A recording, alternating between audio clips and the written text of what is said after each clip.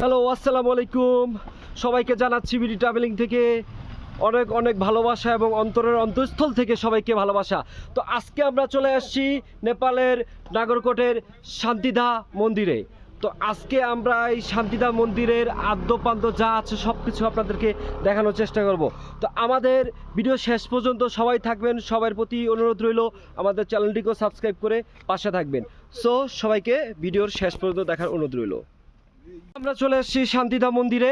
দেখতে পাচ্ছেন আমরা এখন আস্তে আস্তে করে মন্দিরের যেই উপরের যে মূল যেই ফটক, সেই ফটকের দিকে অলরেডি আস্তে আস্তে করে আমরা যাচ্ছি। তো এখানে অনেক বড় আসলে সিঁড়ি বলা চলে, যে এখানে প্রায় 1.5 থেকে 200 সিঁড়ি। প্রায় উঠতেই আপনার প্রায় 2 থেকে 3 মিনিট সময় লাগবে। এবং আপনারা যারাই আসবেন অবশ্যই শীতের কাপড় নিয়ে আসবেন, কারণ এখানে প্রচুর পরিমাণে এখানে ঠান্ডা। তো দেখতে পাচ্ছেন একজন অলরেডি উপরে উঠতে উঠতে ক্লান্ত হয়ে গেছে, যার কারণে এখানে কিছুটা সময় এখানে অতিবাহিত করতেছে। অলরেডি আমিও হাঁপিয়ে গিয়েছি অলরেডি। তো আমরা এভাবে আসলে উঠতেছি অনেক কষ্ট করে, আপনাদেরকে দেখানোর চেষ্টা করতেছি শান্তিদা মন্দিরের যে প্রকৃতির যে অংশটুকু। তো এর উপর থেকে আপনারা দেখতে পারবেন যে এখানের যে ভিউটা সত্যিই অসাধারণ, সত্যিই অসাধারণ। তবে আমি একটা জিনিস সবসময় আপনাদের বলবো, অবশ্যই বাংলাদেশ থেকে সুন্দর না, এটা অবশ্যই বাংলাদেশ থেকে সুন্দর না। কারণ আমি মোটামুটি 64 জেলায় আসলে ঘুরেছি।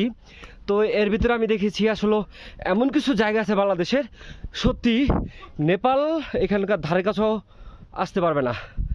তো এখানে দেখতে পাচ্ছেন কিছু পর্যটক আসছে, কিন্তু পর্যটকের পরিমাণ বর্তমানে খুবই কম, কারণ নেপালে এখন শৈত্যপ্রবাহ চলতেছে। রাতের বেলা তুষারপাতও ঘটে এখানে। কাঠমান্ডুতে আসলে তুষারপাত ঘটে না, কিন্তু নাগরকোটে আপনারা আসলে এখানে তুষারপাত ঘটে, যার কারণে এখানে আসলে বর্তমানে পর্যটকের সংখ্যা অনেকটাই আসলে কম। তো দেখতে পাচ্ছেন এখানে অনেক পর্যটক দ্বারা এখানের বিভিন্ন ভিউ নিচ্ছে, আসলে ক্যামেরা বন্দি করছে এখানকার যে প্রকৃতির অংশটুকু তারা ক্যামেরা বন্দি করছে। তো আমরা অলরেডি চলে আসছি সেই মন্দিরে অলরেডি চলে আসছি আমরা। ঠিক মন্দিরের বাম পাশেই আপনারা ফটক দিয়ে ওঠার পর, সিঁড়ি দিয়ে ওঠার পরে হাতের বাম পাশে এখানে একটা ফুড সেকশন দেখতে পাবেন, ফুড সেকশন। তো এখান থেকে আপনারা যে কেউ চাইলে চা কফি স্ন্যাক্স আসলে এখান থেকে ক্রয় করে খেতে পারেন। তবে অবশ্যই এখানে যারা আসবেন দাম দর করে আসবেন এখানে, কারণ এখানে প্রচুর পরিমাণে আসলে একটা প্রতারণা ঘটে, যার কারণে যেটাই খাবেন না কেন দাম দর করে খাবেন।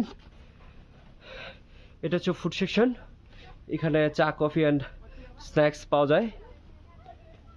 তো আমরা এখন মন্দিরের যে মূল ফটক, সেই মূল ফটকে আমরা নিয়ে যাব।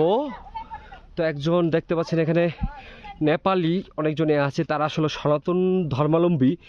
তো তাদের কাছে এটা খুব পবিত্র একটা তীর্থস্থান। এখানে আসলে জুতা খুলে প্রবেশ করতে হয়, এখানকার নিয়ম। প্লিজ রিমুভ ইয়োর শু। তো আপনারা চেষ্টা করবেন সবাই যেইখানেই যান না কেন সেখানকার আইন কানুন নিয়ম শৃঙ্খলা অবশ্যই মানার চেষ্টা কর। তো আমরা চলে আসলাম ফাইনালি মন্দিরের একদম উপরে। তো দেখতে পাচ্ছেন এই সেই শান্তিদা মন্দির। তো এই মন্দির থেকে আমরা মন্দিরের যে সর্বোচ্চ যে চূড়ো আছে, সেই চূড়ো থেকে আপনাদেরকে মন্দিরের যে আশেপাশে যেই প্রকৃতি আছে, প্রাণ প্রকৃতি, সেই প্রকৃতির যে সৌন্দর্য, সেই সৌন্দর্য আপনাদের। তো বন্ধুগণ, এখানে আজকে আমার ব্লগটি শেষ করছি। সবাইকে অসংখ্য ধন্যবাদ, এবং আমার চ্যানেলটিকে সাবস্ক্রাইব করে সবাই পাশে থাকবেন, যেন আপনাদেরকে আরও নিত্য নতুন সুন্দর সুন্দর ভ্রমণের কিছু